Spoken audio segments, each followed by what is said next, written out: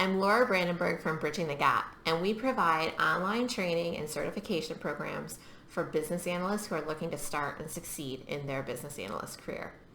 And if you are thinking of starting a career in business analysis, you're probably wondering, what is a typical day like? What can you expect to be experiencing on a day-to-day basis inside a role like this?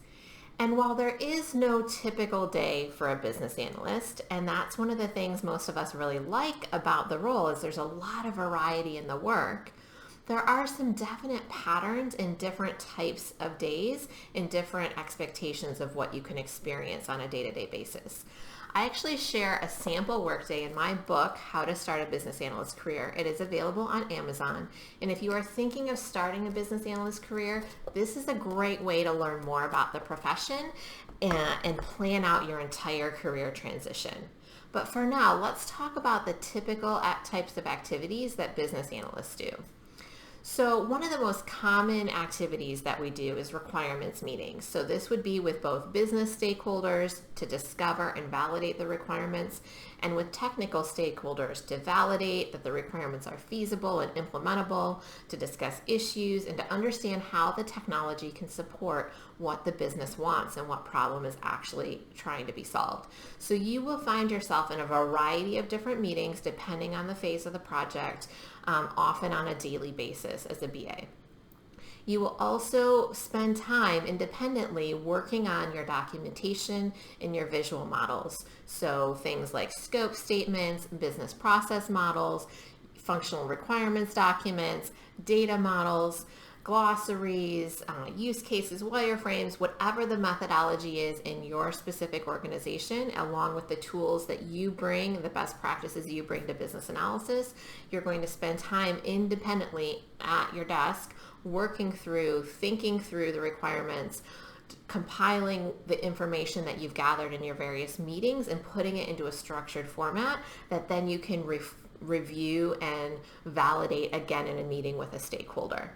Okay, so, and one of the questions we often get is like, well, how much time am I out in meetings versus working independently? And of course, these days in, virtual work from home times, all of it's at your computer, or most of it's at your computer if you are working from home. But we do see about 1/3 of a BA role where you're interacting with people in some sort of a meeting environment, and 2/3 working independently. And depending on your role and the degree of stakeholder interaction, that could switch to more of a 50-50 split. But it's probably not going to go much beyond that, because you need time to be really in that independent work, doing your thinking process and thinking through the requirements, but not to exclude the time of actually out with stakeholders discovering what they want and collaborating. It's both a collaborative and an independent role. Some of the other things that you will do is prepare for meetings. Running an effective working meeting or a workshop takes some planning effort. You would create draft deliverables and put an agenda together and maybe meet with some key individuals ahead of time if it's a really significant, longer workshop, to make sure they're prepared in terms of what they need to bring to that meeting to be effective as well. You could spend some time resolving issues, so issues with the requirements or issues that surface during implementation or issues that are keeping you from finalizing requirements. And you will spend a fair amount of time planning as well. So planning your projects, planning your time, planning your day, planning your week. You need to really expect to be intentional about your day and your time and be planning ahead. Typically, it's a very self-managing role. You're going to be spending time planning ahead to make sure that you have things done when they need to be done. No one's going to be micromanaging that for you. And while also leaving space for the unexpected, because unexpected things do come up that you need to deal with, especially if you're in an organization that has some aggressive timelines. You might spend some time also estimating for your team, for upcoming projects, for stories, for features. Also time learning new skills, whether that is techniques within business analysis and best practices for your craft as a business analyst, or domains like a specific industry or functional domain, or a business application, like how to use the tool that is in place in your organization that your business users are using so that you can be more efficient in terms of analyzing the requirements. And then in addition to the working meetings that we talked about before, you'll spend a fair amount of time as well connecting with stakeholders. Collaboration is key, and the best BAs set aside time each week to have lunch with a stakeholder or reach out and have an informal chat with someone in the organization, or reach up and meet with their manager or their manager's manager, like have a skip level meeting to be getting a bigger picture view of what's going on in the organization. So connection is really key as well. Now, one last thing I wanted to talk about were the different phases of projects and how that can shift your workday as a business analyst. So all of those activities that we talked about are different things that you could be doing from week to week. But depending on what phase your project is in, you could be experiencing them in a different way. So the three key phases we'll talk about are initiation and the detail or elaboration phase, and then when that project is in implementation mode. So in that initiation phase, when you're getting the project off the ground, you're gaining alignment on the business objectives and the project scope, you might feel overwhelmed with new information at that stage. This is steps 1 through 4 of what we cover in the business analyst process framework, and I'll leave a link for that for you down below. And we teach that in more detail at Bridging the Gap in our BA Essentials Masterclass. You can also learn more via the link that's on this video in our Quick Start to Success workshop, and that's at bridgingthegap.com/quick.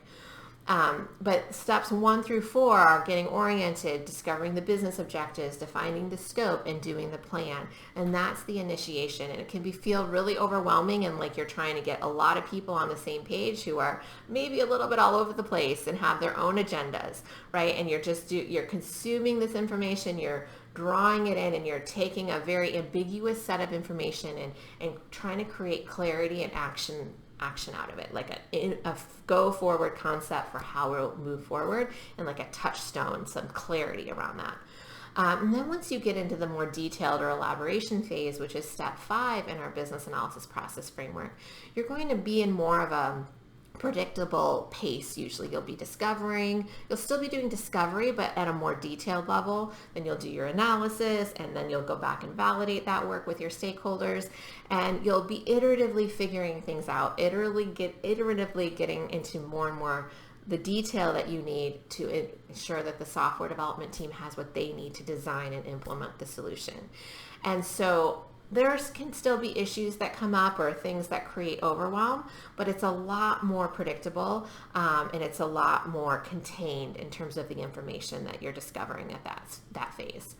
And then during implementation, you end up in more of a support role. So you might be off with your primary focus on another project at that point, but still need to be available if the development team has questions, or the testers want you to review their test cases, or the business team needs support in terms of actually implementing the new solution.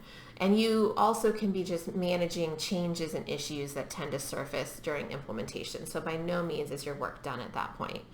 Now, in an agile environment, you might be in all of these phases at the same time, which it can be a little overwhelming, especially when you're first making that change to having some features that in the initial phase, some features that you're detailing, and some in implementation. And so you have parts of your work in each of these phases, and you might be switching gears between those phases on a day-to-day basis, or even on an hour-by-hour basis. And so you want to, it can be a lot of variety in that case, and really planning your time is really, really key in that kind of environment. You can also be in organizations where you don't just have one project. It's actually relatively rare to have just one project at a time. So you might have 3 projects. I know BAs that have had 10 projects, or they handle a bunch of little projects, which again are kind of in different phases at different times. And so you might have different parts of your work in different phases phases. So that's just an overview of what you can expect. BAs tend to like, well, people who are great at business analysts or great at business analysis tend to like the variety, that no day is really the same, that they get to be really intentional about their time and be pushing things forward in an intentional and purposeful way.